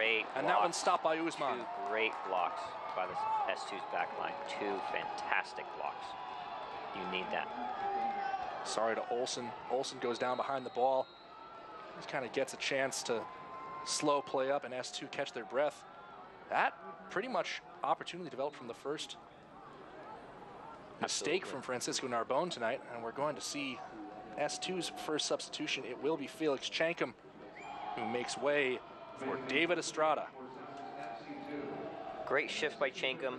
Coaching staff will consistently be in his ear just to keep his spirits high, letting him know he's gotten in good spots over the last 3 games, and that we just need some more reps in front of the goal become a bit more clinical. But he had a good body of work tonight. I mean, a lot to be proud of, but you definitely want to see him walking off the pitch having scored that breakaway opportunity in the first half. And obviously bring in Estrada, who's going to battle, show some grit, determination with his work rate, and add another dimension to this S2 team. It'll be interesting to see how Estrada and Olsen interact, because they're both more comfortable playing off of a forward. Great point. Yeah, you'll see. It'd be interesting to see who's the deeper guy, who's really occupying the center backs, and who's playing underneath. Of course, that may come back to how much David Olsen has left in the tank. Great ball. Oh, great ball by Narbonne. Unlucky there. Great touch by Estrada as well, even though it was offsides. You want a touch like that to be rewarded. Yeah. Great ball. Gotta love the creativity. Estrada just a step or two too far downfield. And what I like to see is Narbonne talking to Tevez during that stoppage of play and just giving direction to the young player. And you want that communication happening all the time, but definitely it was pronounced during this last stoppage of play as the two are communicating, and you can tell Narbonne is the one dominating the communication and trying to dictate Tevez a bit, which is very good. James, as a professional, how much was your game informed and influenced by experienced players that you shared the field with? Critical, absolutely critical. I mean, you cannot speak about how important it is to have a mentor and a teammate on the field. I was fortunate enough to have Jay Heaps, you know, Ashari Joseph, a Taylor Twellman in his prime, Pat Noonan, Matt Reese, and that's just on my New England team.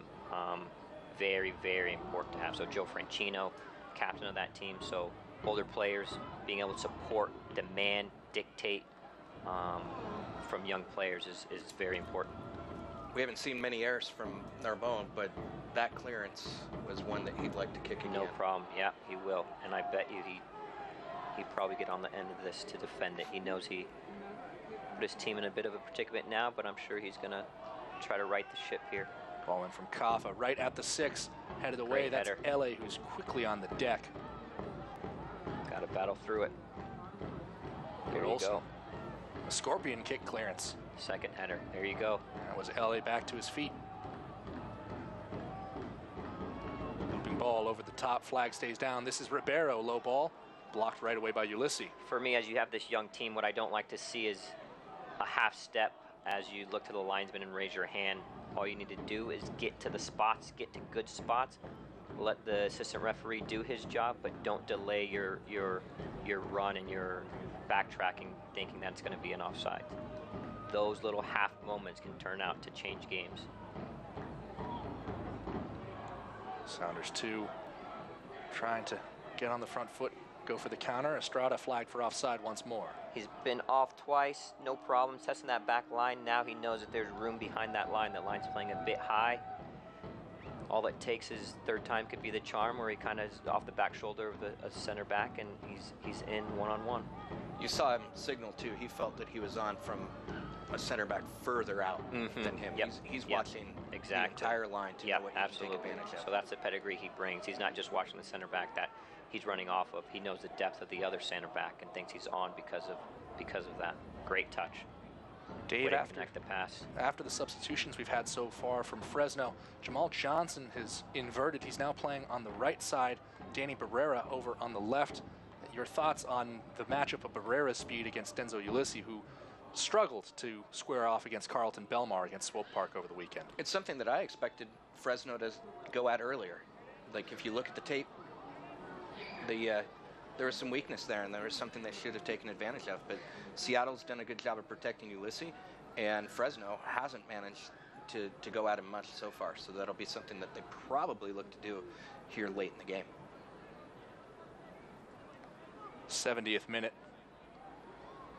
No score to this point. But the way this game's been going, you feel that there's definitely something in it for at least one of these sides. Johnson, chip ball, Meredith comes out, grabs it under pressure. Well done by Meredith. Nice secure hands, has a look at the challenge. No harm done there. That friendly fist bump after the minor collision. A couple of PDL guys knowing what it's like to slug it out. Yeah.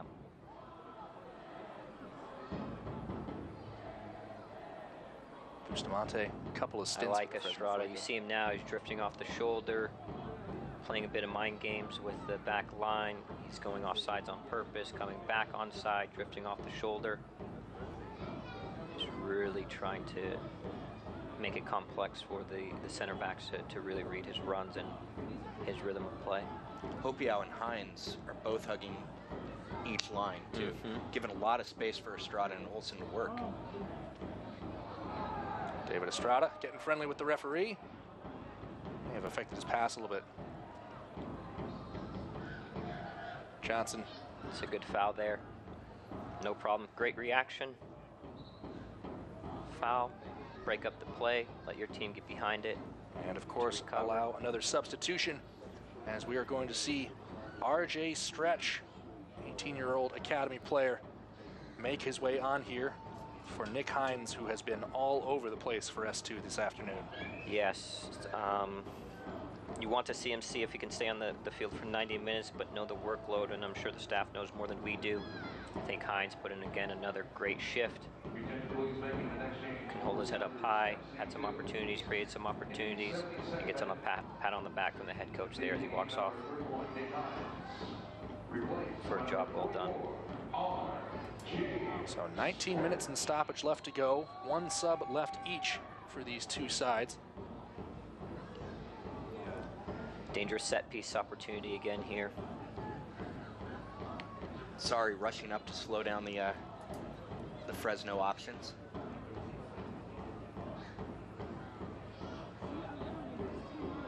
Fresno has 7 guys in advanced positions here for first challenges, first balls and second balls. We'll see what happens. Free kick from Barrera, that one looping forward. It's a good ball. And looks like it will lead to a corner kick. The 6th of the match for Fresno. S2 still sticking with everybody back in defense. Here you just want to clear the lines, get it out of bounds, get it high up the field. You have an outswinger here, you know, get bodies. They've been susceptible to giving up chances here, so you just want to defend it as a team. Again, you still have guys getting on the end of it, and you only have 4 guys in the box from the Foxes. And that was Ramon Martin del Campo, 6'3", by our ledger 3 inches taller than the tallest man on the pitch for S2 tonight. Again, when a guy's taller than you, you can't really do much about height. What you can do is disrupt his rhythm. So you're challenging before the ball's served, as the ball's served, just to get a little bump to knock him off his rhythm is all you can do. In addition to that, you can double team their best player. If you guys have if we have numbers in the box and we have more guys that defend, then maybe we double team their most dangerous player in the air. And we're not talking an inch or two of difference between S2 and Fresno. Well, both these teams have looked hungry all match long. Just a matter of being able to cash in. James, what is it that makes a team able to go out and punch something in when there's been gridlock like this all match long? Of course, I think, again, you want Olsen and Estrada to show their pedigree and continue to kind of try to dictate the game. Again, Olsen has done that this second half. At the same time, you may not be able to create a lot of opportunities, so you just want to be clinical with the ones that you do create and really concentrate on putting them on frame. Arbone, another atypical miscue. He's been so rock solid all night, but now he's given away another corner. It'll be Kaffa to send it in from the near side. Another big crowd of bodies in the box. Pedro Ribeiro checking in, saying hello to Brian Meredith.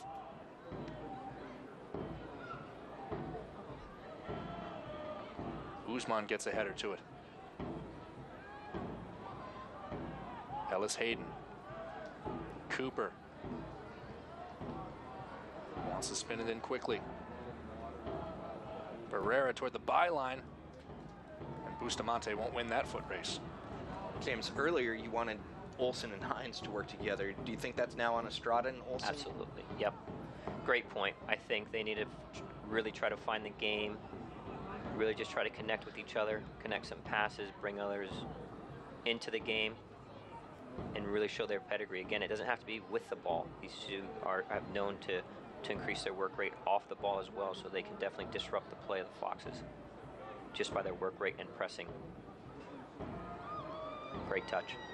Hopiau, who's moved over to the left. Going wide right. That's a difference. You want that ball delivered a bit more in front of him, leading him, so possibly he can take a touch and serve. But the thought and the turn were top notch. Estrada going up toward Hopiau. Hopiau tying up his man there and giving away the free kick.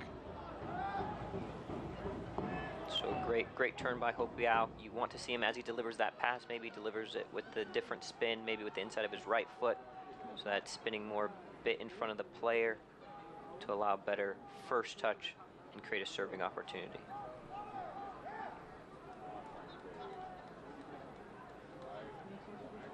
Fatigue definitely starting to manifest itself out there. Bit of the touch going away from the ball, a couple more long balls. James, in those situations, is it easier to score a goal when everyone's tired or harder? Yeah, I think both teams have battled very diligently tonight, and I think it's just going to show, it's going to need something a bit special to break either side's defensive foundation. Ricky Daly, see a bit of fatigue right there. Ellis Hayden recovers.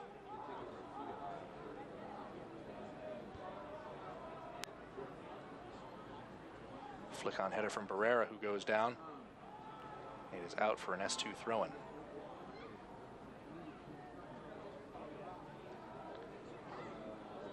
Defensively, Fresno isn't nearly as compact as they were. They're chasing the ball into S2's defensive third, trying to force mistakes from the younger side.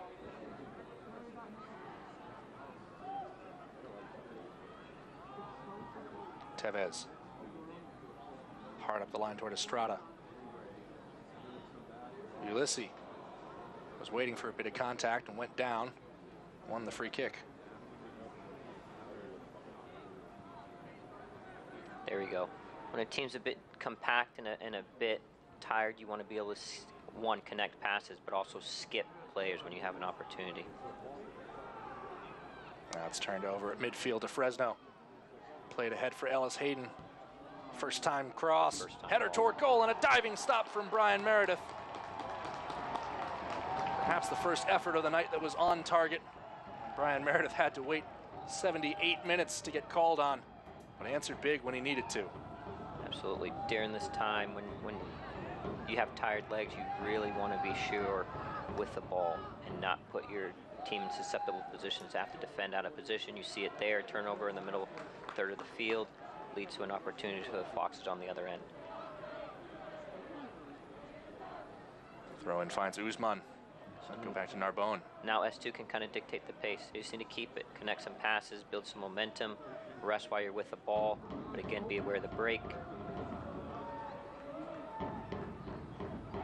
Good line. Off, yeah, great line. Great read by Narbonne. Great read by Narbonne.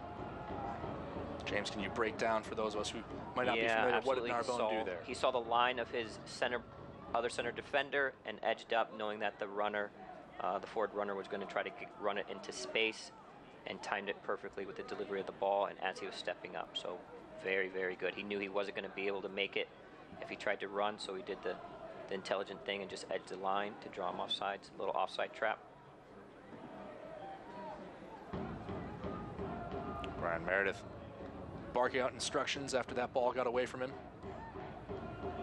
Fresno still waiting for that one moment. It won't be that one, however. These last 10 minutes can really define a good team. This is where you're kind of organized with tired legs. Everyone just takes a deep breath, and collectively, you know, you give it an extra 5% of quality. And as that compounds, that's when you can start creating additional opportunities to score. Estrada, great touch. Muscles his way past Daly, nearly got it to stretch. Stretch back on it now. Wide for Ulysses. Sounders 2 resets.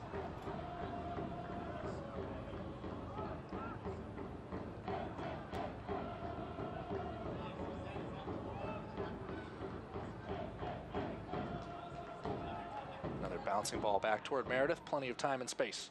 So you see Ronnie now really pushing tight on Tevez, almost man-marking him.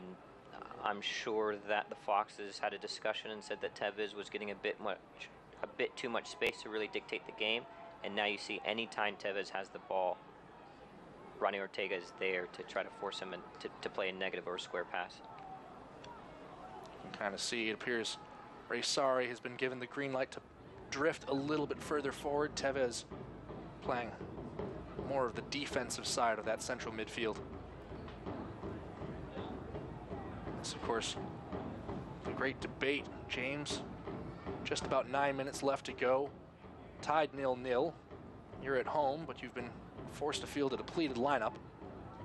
But there's a chance you could go get the game winner. But if you go for it, well, you might leave yourself open to a situation a bit like this. Of course, you want to do so in a professional manner. Pick and choose, right? You want to be smart. You still want to get points out of the home game. So it's critical to really pick and choose your moments. Ellis Hayden, a lofted ball here toward Johnson, who heads toward goal and scores. It's a great goal. For me, this ball has to be closed down much, much better from Hopiao. You see the close down. On the replay, you'll see him stop as he's closing down the ball. You really want to get tight, right? Not really turn your body, sacrifice. And as he's doing that in a serving position, you want bodies on runners in the box. See Brian Meredith still nearly got a hand to that one. But a late let up for S2, as young players are sometimes want to do. And now comes the real moment of, can they open the floodgates and try to smash in an equalizer here at Cheney Stadium? It's a great goal by Fresno. Very easy. They dominated the midfield play there. They got the ball wide. Great service, runners in the box, and then create a scoring opportunity. What you want to see again, you have to be able to close down the ball with a bit more determination, a bit more vigor, especially in these last 10 minutes of a game. To sacrifice your body, take one off the chin, take one off the chest, but close down that space, doing that, you know, a team with that lives and dies by giving the ball out wide and set pieces, and especially crosses from the run and play can be deadly, as they were there. Second goal of the season for Jamal Johnson. And if it proves to provide the first 3 points in Fresno FC's history, he will forever live a legend.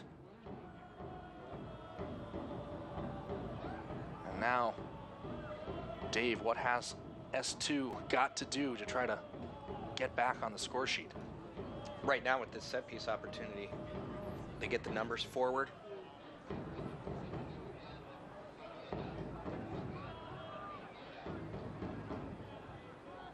Renewed energy from Fresno FC.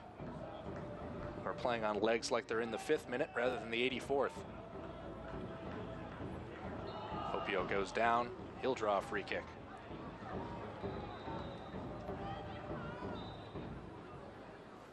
And we'll see a substitution, the third and final from Sounders 2. Ray Sari going to be brought off here in favor of Cameron Martin, the defensive midfielder. At this point in the match, James, any chance this is a move just to try to prevent Ray Sari from picking up another yellow card? Possibly. I think Sari put in a good shift tonight. Obviously unfortunate to be down a goal right now, but I thought he put in a good shift, showed some good grit, determination, a bit of steel in the midfield, and I think this is an opportunity just to switch things up and bring Martin in, see what the young player has to offer. Sorry, it's also it's the first game back coming off of an injury. It might just be a little bit of fitness concern there. Narbonne teed that one up from long range. Absolutely, and I'm sure they're managing his workload. They have the numbers on the field in real time, so they could have said, listen, his body of work that he's created is over the workload that we think is healthy, and that we don't want to lose him out, one, to a yellow card or to an unnecessary injury. Speaking of yellow cards, we have our first one of the game for Fresno FC. Another look at it there. As Hopiao just getting around Zach Ellis Hayden is another hauled good turn down. by Hopiao. Another good turn.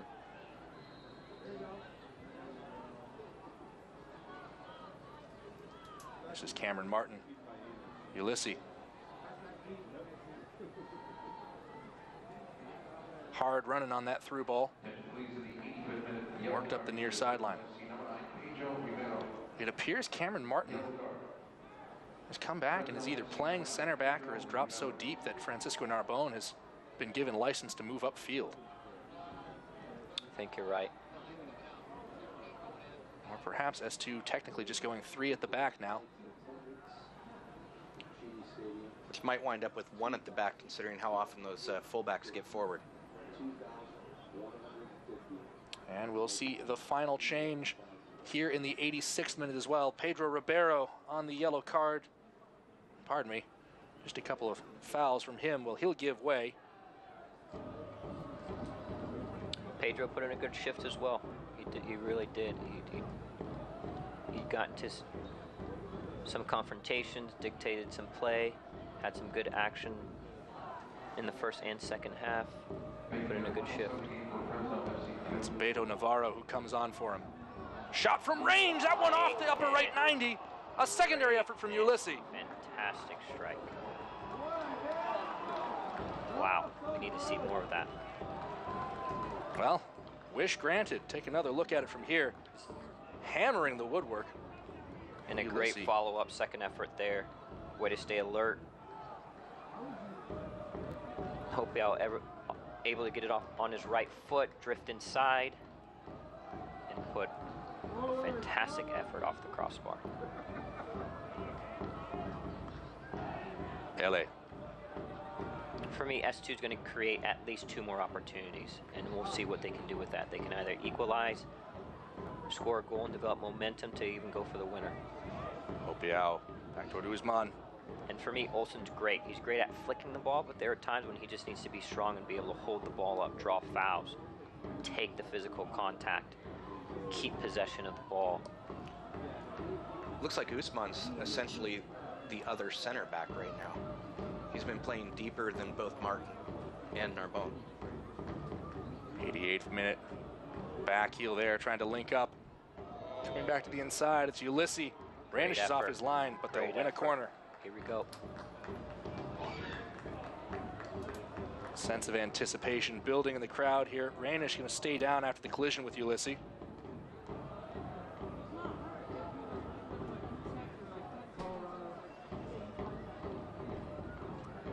See it here, just looping ball back inside from Estrada. Ulysses, well-timed run.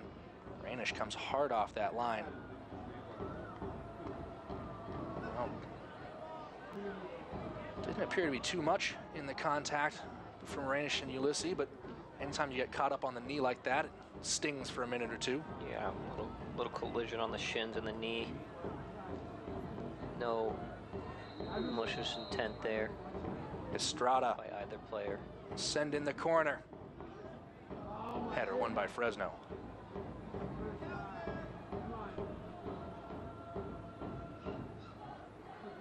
Back to the byline. Estrada once more. Low ball this time. Great effort. Good combination play on the flank there. I think the S2 needs a bit more of that, where they can overload a side, spring players through combination play, get service in the box. This is Tevez. Tevez unable to beat the first defender, but it doesn't matter. You don't want to take away opportunities like that. You 1-1, just get set, know that you have a lot of time, and just take a breath. Really, really look to deliver a good, clean ball. Give your team an opportunity to get on the end of it. And at the same time, you don't want to foul before the play's even in motion to cause the ball to go the other way. 89th minute. Fresno FC just hoping to suck the air right out of this game. Tough to do. It's been pretty end-to-end, open-flowing stuff over the span of 90 minutes. But Fresno FC are on top 1-0, and they've just won another free kick. Narbonne and Juan Pablo Cafa getting acquainted with one another. Another look at it there. Nothing in that. It's this second contact. Yeah, Narbonne just late to it. Restarted to Johnson, the goal scorer. Johnson low ball in. That takes a deflection, comes straight to Meredith, who's looking to work quickly. Heaves it to the right side toward Tevez. Good effort on the outlet. S2 changed their defensive posture on those set pieces. They have 2 outlets now rather than none that they had earlier.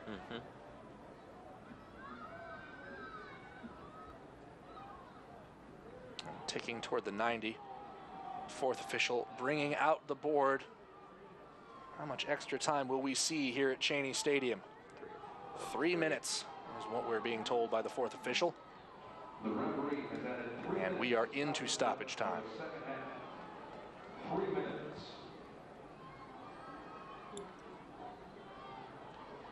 S2 trying to corral the ball. Hopiau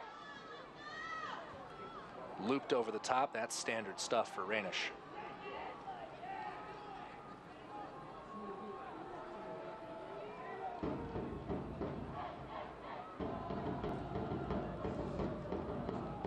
S2 still pressing, still fighting. Absolutely. Game's never over. You still want them to develop the characteristics of fighting to the end, really pushing and pressing the game. Fight for first and second balls. Estrada spins off the pressure. Wins a throw-in. Hopiau quickly in for stretch.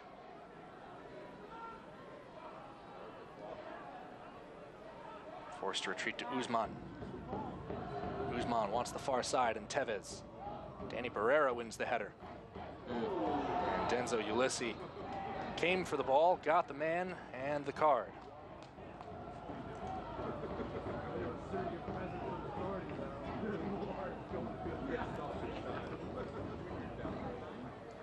Tevez is now playing as the wide out there with Martin and Narbonne as the defensive midfielders. Gives him more opportunity to contribute in the attack, which is where he spent most of his academy time. Once again, yellow card. Issued to Sounders FC to number 36, Denzo Ulysses. Still going in stoppage time here. Sounders 2 trailing by a goal. Fresno FC just looking to see this game clear to the final whistle. Daniel Radford glances at his watch. Perhaps one more chance for S2. Meredith. Get players off the field. Challenge this first one.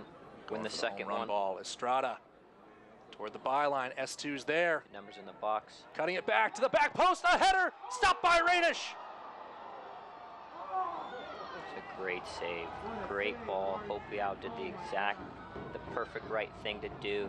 Tried to head it back across where the goalkeeper was coming from. Rainish with a fantastic save.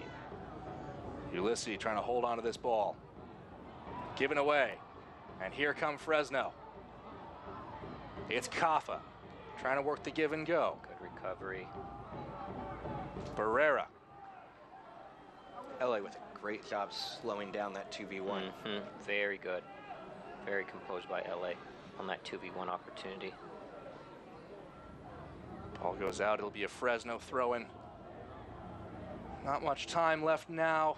Shannon Hopiau had such a great look at that. See the cross in from stretch. Losing his footing. Ball. Really well struck. And that is the final whistle. So a late chance for S2 to equalize. They can't pull it off. They fall to 1-2. Their first home defeat at Cheney Stadium.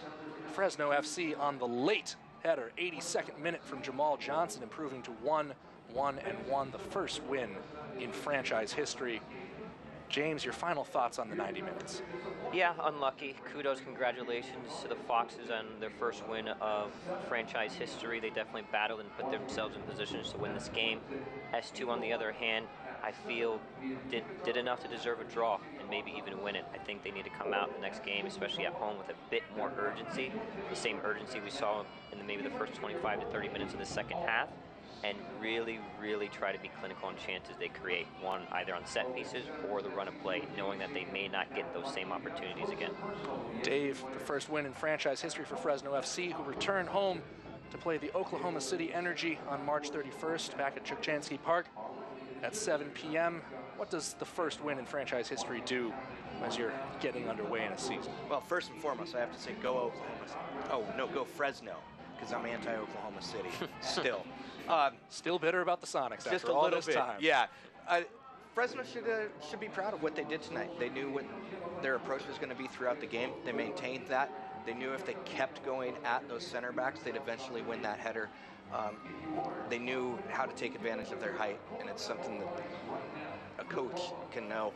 He went in with his game plan, and that's gonna work. It's good confidence to know that when you structure your match in such a way that it works, it's a good thing to build on, and it's good for their organization. We'll see how they finish off this season, but they have the talent to contend for the playoffs with a lot of those seasoned lower division veterans. James, my next question is about maturity. You're seeing some of it here. S2 still taking the time to go around and thank the fans for coming out. Great home support, as always, for S2. A game like this against an experienced lineup, their next one, same thing. They're on the road at Sacramento Republic on April 7th. What can you learn from a situation like this going so long before giving up a late goal? And to go back to your first point, great thought. The fact that the S2 goes on and still applauds this crowd for coming in, giving their time on a weeknight to support this team is fantastic. And obviously the ECS in full support there. You always applaud the ECS and your fan base, win, lose, or draw. And as for your next point, going to Sacramento, a great franchise, great pedigree. They're looking to make the jump to MLS. They definitely want to win games, show well for their fans and ownership group, and so it will be another battle-tested fixture for this young S2 team to go away from home and really try to get points. They drop points at home here. It's an opportunity to regroup. You never really want to drop points at home, and you don't want that to start some type of slide. Well, that is going to do it for us here at Cheney Stadium. Sounders 2 losing by a score of 1-0 to Fresno FC. Sounders now 1-2 on the year. They'll play Sacramento Republic on the road on April 7th and be back here at home against Real Monarchs Salt Lake City on April 11th. We will have that game for you. It's been our pleasure to broadcast for you tonight. For James Riley, Dave Clark, our director Adam Wiggle, and all of us here in Tacoma, I'm Andrew Harvey saying so long, thanks for joining us, and we hope to see you next time.